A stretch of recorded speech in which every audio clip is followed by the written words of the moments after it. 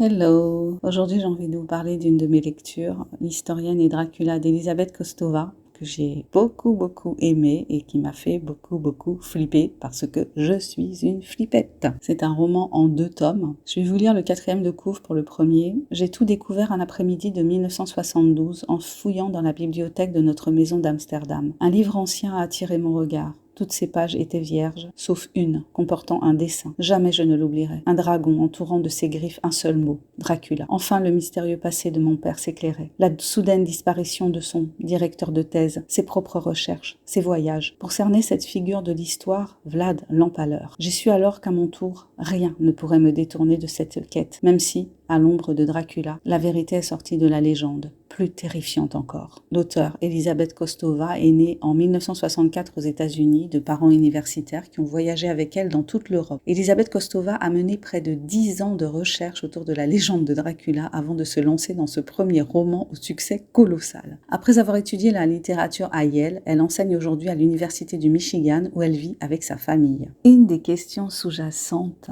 de ce roman, c'est « Que ferais-tu de l'éternité si tu étais un super vilain immortel ?» La réponse n'est pas si évidente. Le monstre d'Elisabeth Kostova n'est pas que sanguinaire. Il a aussi soif de savoir, du savoir qui donne du pouvoir. Les 2 tomes m'ont tenu en haleine. La flippette que je suis ne lit ce genre de livre que quand il y a du monde à la maison avec elle. C'est d'autant plus angoissant que c'est une enquête historique et que les détails de cette enquête sont très convaincants et on sent vraiment toutes les années de recherche qu'elle a effectuées pour pouvoir écrire ce livre. On passe d'une période contemporaine à celle de la guerre froide, puis à l'époque médiévale en Europe de l'Est. Le récit est extrêmement riche. Le choix narratif est la plupart du temps épistolaire, comme dans le roman de Bram Stoker. Ce qui me dérange toujours avec ce genre de choix, même si la méthode fonctionne, c'est que je me demande toujours à un moment ou à un autre comment les personnages peuvent trouver le temps d'écrire autant et comment ils peuvent avoir une si bonne mémoire pour reconstituer des dialogues entiers. Bon,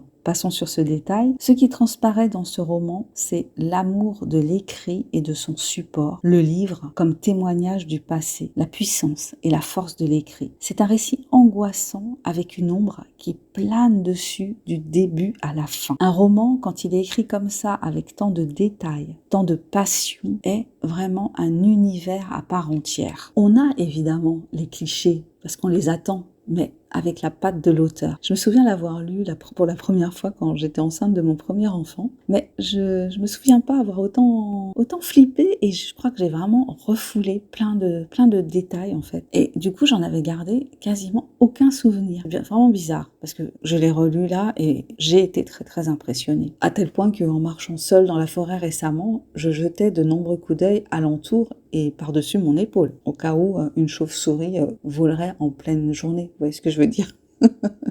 N'importe quoi. Il y a une description que j'ai trouvée vraiment très réussie, c'est celle de la façon dont Dracula se déplace. Wow. La fin, je l'ai trouvée déroutante. J'ai pas trop aimé la fin. Bon, je vais pas déflorer la fin. Ce que j'ai aimé aussi, ce sont les personnages de femmes qui sont très forts. L'historienne, la jeune fille, et puis sa mère, Hélène, qui est vraiment une femme avec un caractère bien campé, déterminé, qui affronte l'horreur. Et dans ce livre aussi, la thématique, c'est aussi l'amour face à l'horreur, l'amour face au mal, la puissance de l'amour face au mal et à l'horreur. Voilà, je vais pas vous en dire plus. Si vous l'avez pas lu, je vous invite à le lire. Hein. Si vous aimez ce type de roman, vous allez vous régaler. Et si vous l'avez lu, dites-moi ce que vous en avez pensé. Je vous remercie de votre passage sur cette chaîne. Je vous souhaite une super journée. Je vous invite à découvrir mon dernier roman paru en auto-édition, L'amant minimaliste. Vous avez les liens juste en dessous de cette vidéo. Prenez soin de vous, prenez soin de votre mental. Je vous souhaite une super journée et je vous dis à bientôt. Bye bye.